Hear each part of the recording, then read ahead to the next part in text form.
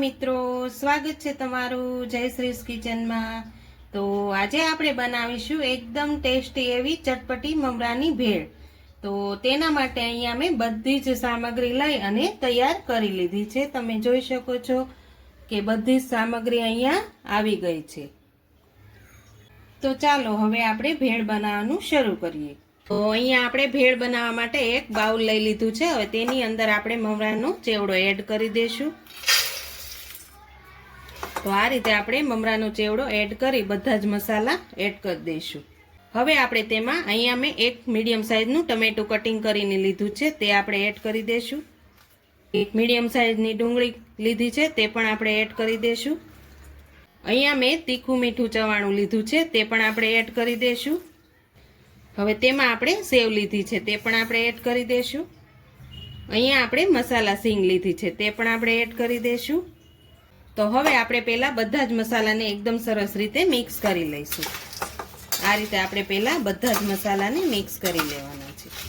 તમે જો એકવાર આ રીતે ઘરે બનાવશો ને તો આ ભેળ ખૂબ જ સરસ એવી બનશે અને સ્વાદમાં તો ખૂબ જ એવો સરસ ટેસ્ટ આવશે। એકવાર આ રીતે ઘરે બનાવીને ખાજો, તમે બહારની ભેળ ખાવાનું પણ પસંદ નહીં કરો, તેવી સરસ આ ભેળ બની અને તૈયાર થઈ જાય છે।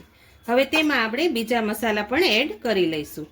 હવે તેમાં આપણે અડધી ચમચી જેટલું લાલ મરચું પાવડર એડ કરશું, ચપટી જેટલો ગરમ મસાલો એડ કરીશું, ચપટી જેટલું નમક એડ કરીશું। ચવાણામાં ને ચેવડામાં હોય છે એટલે આપણે નમક ઓછું એડ કરવાનું છે। હવે તેમાં આપણે અહીંયા મેં ગ્રીન ચટણી બનાવી છે ધાણા અને મરચાંની, તે પણ આપણે એડ કરી દઈશું। તમારે જેવું તીખું ખાવું હોય તેવું તમે એડ કરી શકો છો। તો અહીંયા હું 4 ચમચી જેટલી એડ કરું છું। હવે લેશું આપણે આમલીની ચટણી, તે પણ મેં અહીંયા ઘરે બનાવીને તૈયાર કરી લીધી છે, તે પણ આપણે અંદર એડ કરી દઈશું। તો અહીંયા આપણે બધા જ મસાલા અને ચટણી એડ કરી દીધી છે। હવે એકદમ સરસ રીતે આપણે ભેળને મિક્સ કરી લઈશું। તો આ રીતે આપણે બધા જ મસાલા સરસ મિક્સ થઈ જાય ત્યાં સુધી આપણે ભેળને મિક્સ કરી લેવાની।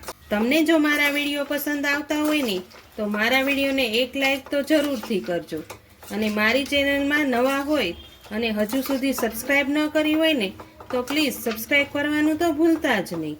તો આ રીતે આપણે બધા જ મસાલા એકદમ સરસ રીતે મિક્સ કરી લીધા છે। હવે આપણે ઉપરથી થોડીક કોથમીર એડ કરીશું, તેને પણ આપણે એકદમ સરસ રીતે મિક્સ કરી લઈશું।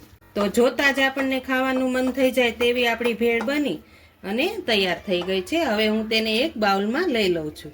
તો અહીંયા આપણે એક બાઉલમાં ભેળ લઈ લીધી છે। હવે તેની ઉપર આપણે થોડાક મસાલા સિંગ એડ કરીશું, ઉપરથી થોડીક ઝીણી સેવ એડ કરીશું, ગાર્નિશ માટે થોડાક આપણે લીલા ધાણા એડ કરી દઈશું।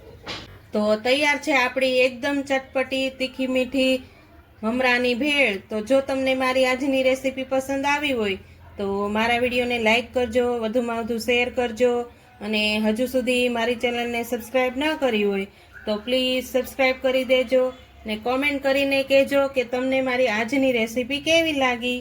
ફરી મળીએ આવતી રેસીપીમાં।